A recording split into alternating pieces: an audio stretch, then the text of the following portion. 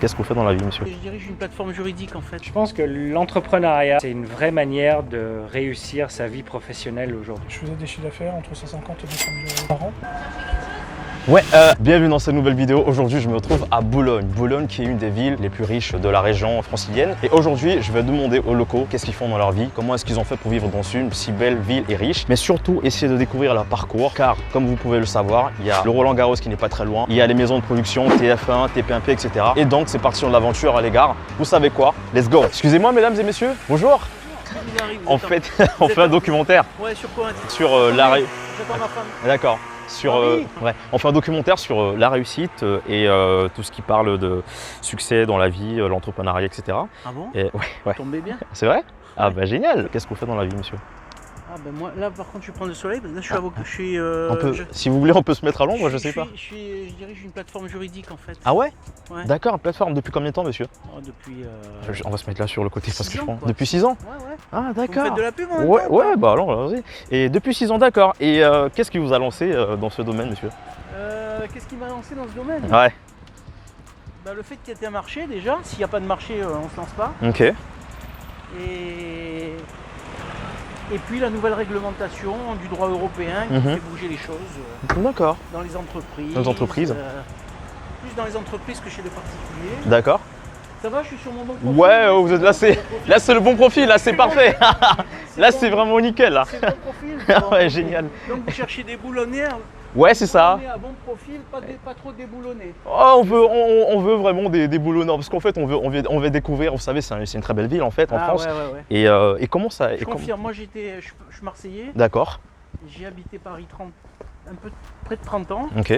Je suis sorti avec la gerbe de Paris Ok. il y a 5 ans. D'accord. Et beaucoup de gens aimeraient, je pense, trouver de quoi se loger à Boulogne parce que Paris c'est infernal. D'accord. Et vous, ça fait combien de temps vous habitez ici? 5 ans. 5 ans. Ouais, très belle ville, hein. Ouais. Très belle ville. Et Je confirme. vous confirmez? On est un peu à la campagne, vous voyez, regardez. Ah bah avec le chapeau, ouais, là j'adore. Là je vais aux fraises, hein, vous voyez. Je vais récupérer mes fraises là. Vous voyez. Ouais. Puis après je repars bosser. Ouais, d'accord. En télétravail. Ah ok. Et votre boîte, vous êtes c'est votre entreprise quoi, c'est ça? Ouais. D'accord, ok. Et quel conseil donneriez-vous à quelqu'un qui aimerait bien se lancer dans le juridique comme vous? Quel est le... De m'appeler, puis de lui proposer quelques consultations. J'aime bien. Le monsieur, il est vraiment business. Hein. Là, c'est... Parce que, non, mais c'est pas ça. C'est Ouais. que je ne peux pas vous dire ça comme ça en allant faire D'accord. une activité agricole. Vous voyez. Dans votre domaine, à Oui. peu près combien est-ce que vous pourrez en tirer si on veut rentrer dans ce domaine par an? Et surtout avec votre succès, votre boîte? Ah non, mais très franchement, c'est très aléatoire.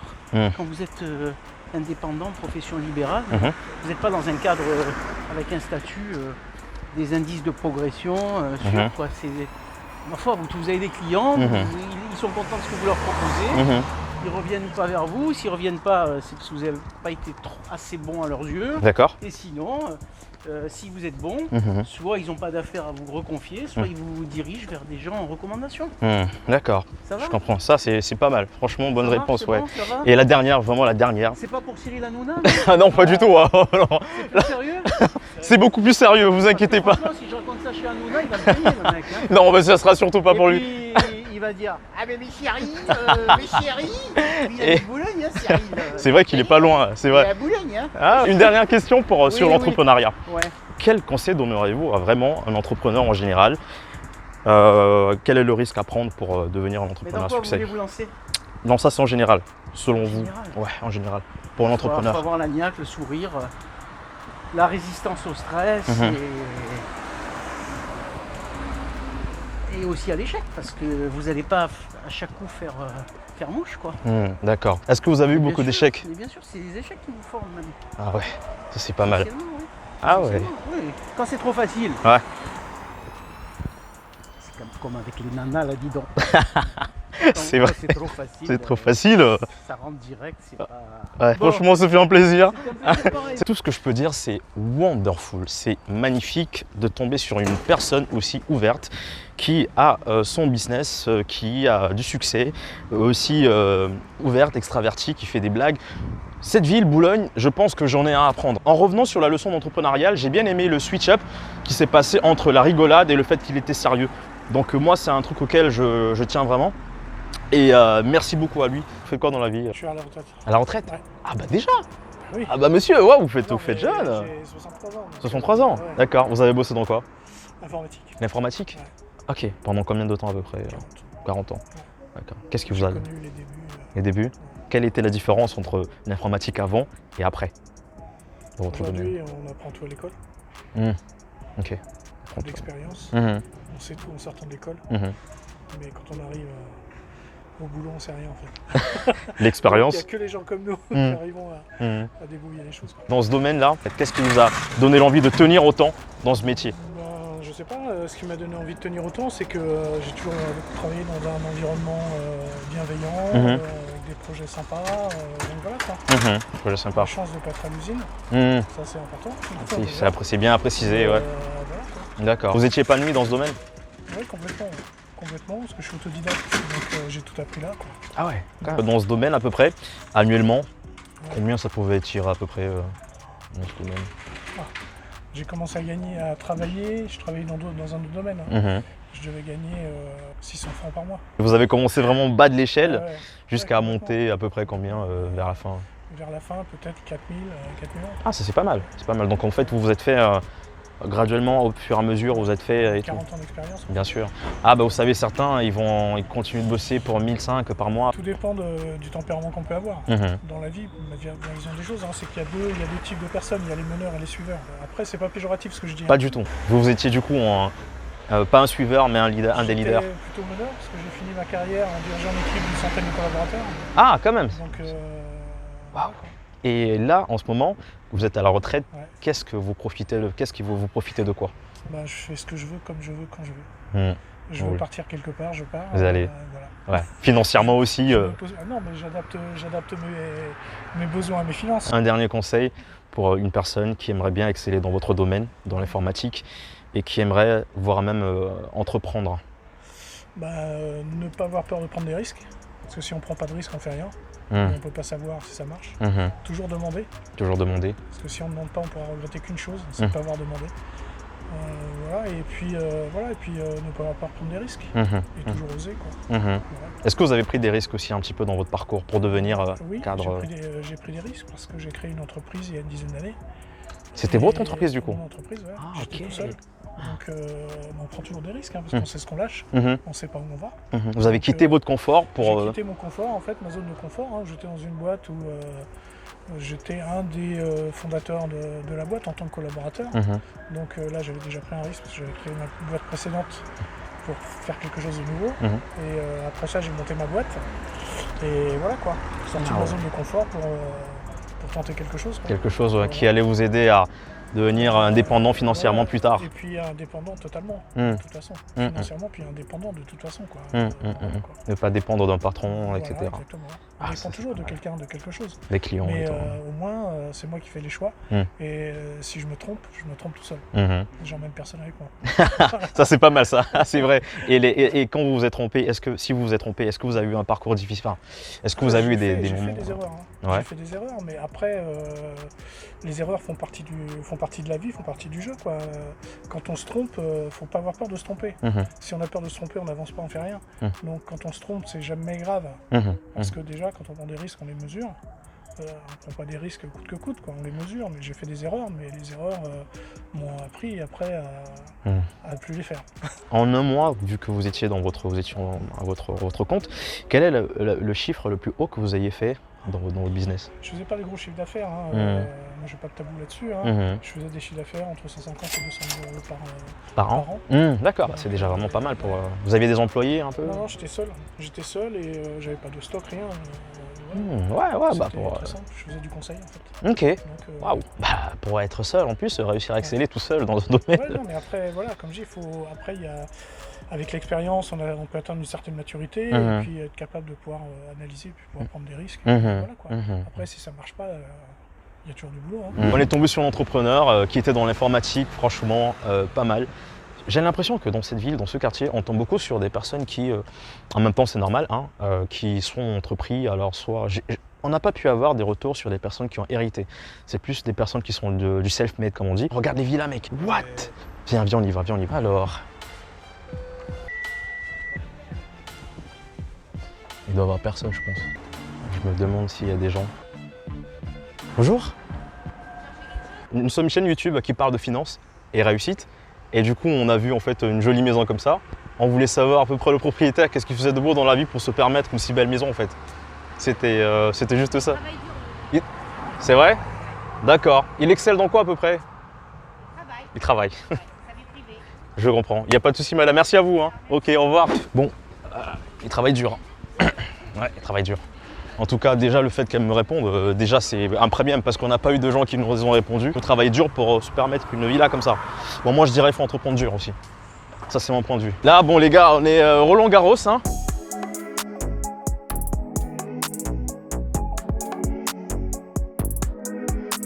Qu'est-ce que vous faites dans la vie, monsieur? Moi, je travaille dans l'IT, je suis architecte réseau. Architecte réseau? Voilà, je construis les réseaux informatiques, des événements pour que les journalistes puissent travailler, aller chercher des informations pour les banques, sécuriser tout ça. D'accord. Je suis en télétravail et là, c'est l'heure du. Là, c'était l'heure de la promenade de Gino. Gino, le petit. Non, mais puis, regarde, vraiment, le chien, il est pas mal. Hein. On l'a vu arriver là tout à l'heure. Wow. Et depuis combien de temps vous êtes dans ce métier, monsieur? Plus de 25 ans. 25 ans? Ouais. Waouh, c'est quand même de l'expérience. On va dire. Ouais. Qu'est-ce qui vous a lancé dedans là? Qu'est-ce qui vous a ramené dans ce domaine? Des opportunités. Des opportunités? Ouais. C'était lesquelles? Tout est fait d'opportunités, de rencontres. De rencontres, opportunités de rencontres. Et la réussite aussi. Et la réussite aussi. Et vous, à ce stade-là, je pense que vous avez réussi un peu votre vie quand même, je pense. Oui, correctement. Correctement, ouais. Vous vous en sortez bien financièrement aussi, je suppose. J'ai pas à plaindre, il y a pire que moi. Ouais. Bon, dans votre domaine à peu près, ça gagne combien? J'ai pu payer les études à mes enfants, donc ça c'est le principe. Ouais. Qui partent d'un bon pied, qu'ils n'aient pas de crédit. Ça c'était l'objectif. L'objectif, ouais. Et la maison, donc voilà, donc j'ai atteint mes objectifs, mais les objectifs on les atteint jamais. Juste un conseil global pour quelqu'un qui aimerait bien exceller dans ce domaine dans lequel vous êtes. Comment est-ce qu'il devrait s'y prendre? Est-ce qu'il faut passer par les études? Est-ce qu'il devrait… Oui, non, il faut mieux passer par les études forcément, hein. Surtout en France. On n'est pas dans un pays anglophone et donc de fait on doit rentrer dans un cadre. Donc les études, des opportunités. Les études, des opportunités. Aller chercher le… Est-ce que vous avez eu des moments difficiles? Je suppose que vous avez eu des moments difficiles. Difficiles, oui. Comment vous surmontez ça dans votre métier en général? Ben, je vous lâchez rien, hein. C'est un peu le sport qui vous apprend ça. Vous lâchez rien. Jamais Alors lâché. le mental, c'est comme le sport. Voilà. Le mental. Puis l'envie de réussir. Ah bah franchement, vous voyant monsieur, je vois que vous avez réussi, vous êtes épanoui. Non, je n'ai pas réussi. Non. Ouais, bah vous vivez à Boulogne. Oui, mais ça veut rien dire ça. Ouais. Est-ce que vous pensez que quelqu'un qui vient de la classe moyenne pourra vivre ici? Bien sûr. D'accord, parce que c'est vrai qu'on a rencontré des personnes qui nous disent comme quoi quand même c'est pas accessible à tout le monde. Si, Après… c'est accessible, mais il faut faire des sacrifices, c'est tout. Que je vous explique, moi j'ai voulu aller à Boulogne parce que en fait c'était une ville qui m'intéressait, pas loin de mon travail, et qui me permettait une évolution certaine pour mes enfants. Waouh! Il faut se sacrifier pour avoir ce qu'on veut.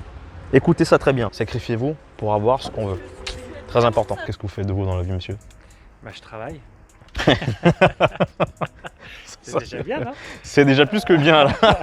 C'est vrai qu'en ce moment… Je travaille dans l'automobile. En fait. L'automobile? Ouais. Ah d'accord, l'automobile. Vous faites quoi spécialement dans l'automobile? Je gère des collections de voitures. Des collections de voitures? Ouais. Ah ok. De A à Z en fait. Je travaille pour les particuliers et je les accompagne dans la gestion de leur collection de voitures. Dans la revente, c'est à peu près… L'entretien, la revente, voilà, tout ce qui concerne leur collection. D'accord.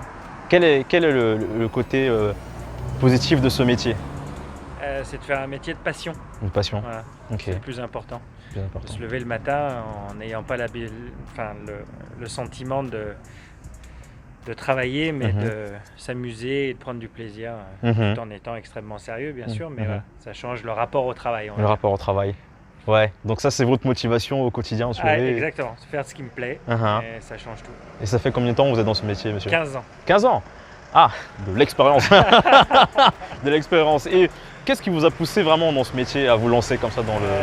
La passion de la voiture haut de gamme, de sport et de collection, et voilà, et de faire quelque chose en rapport direct avec ce que j'aimais faire. Voilà. Et pour autant, j'ai une formation qui est un petit peu différente, etc. Mais je suis arrivé à faire ce que je voulais faire dans ce domaine. Ouais. Et comment rentrer dans ce domaine à peu près? Comment il faut y être, je pense, initié très tôt par ses relations familiales ou amicales.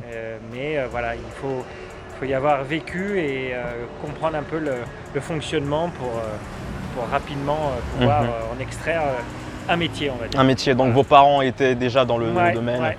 Ok, d'accord. Dans ce domaine, à peu près, vous êtes à votre compte ou vous travaillez dans une société? Je suis à mon compte. J'ai créé une société. Vous avez créé une société, d'accord. Et vous avez des employés, vous êtes seul? Non. Tout seul? Très peu. J'ai Ok. beaucoup de partenaires et beaucoup de gens avec qui je travaille, mais dans la société elle-même, en fait, il n'y a pas besoin de...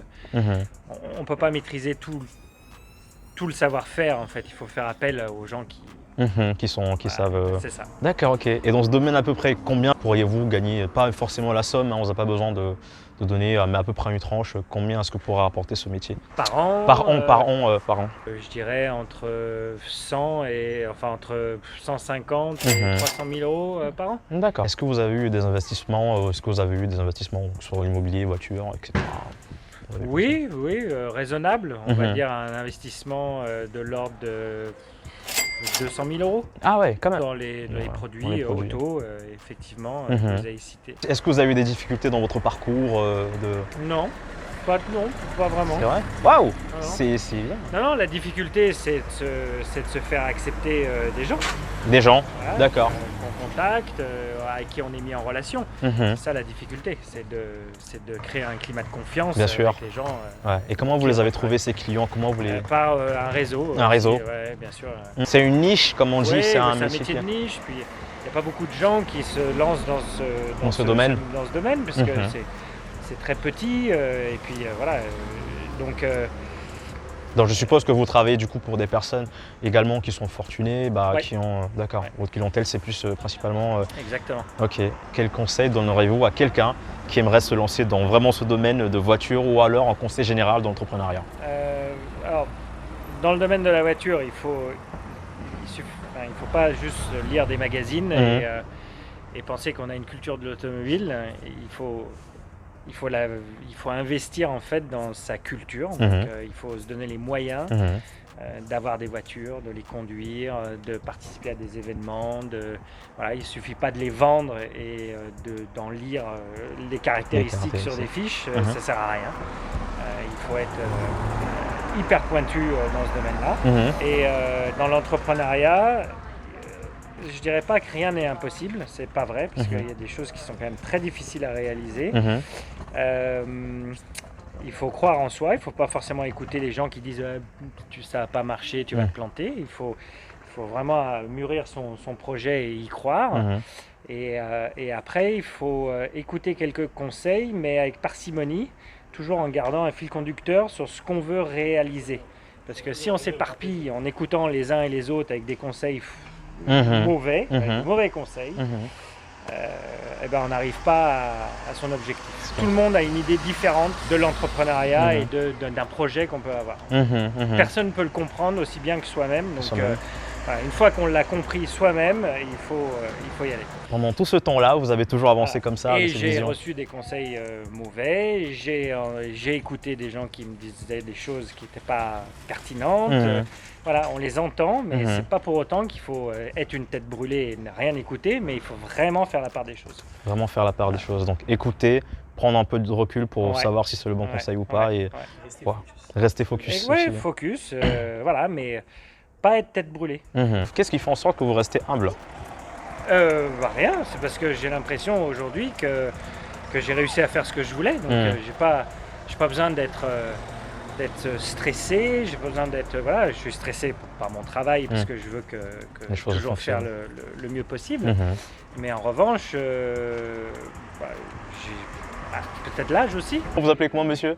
Cyril. Cyril, enchanté Cyril, moi c'est Brandon. Franchement, vous avez dit beaucoup de bonnes choses. Merci. Et ça fait plaisir de partager cela avec vous, avec ma chaîne et surtout les abonnés qui regardent. Merci. Donc, pas oublier qu'il y a de la place pour tout le monde. Il y a de la place pour tout le monde, ouais. Ça, il y a de la place pour tout le monde. Bon les gars, c'est la fin de la vidéo. L'échange que je viens d'avoir avec Cyril, c'était énorme car après l'interview, on s'est posé pour échanger et parler un petit peu.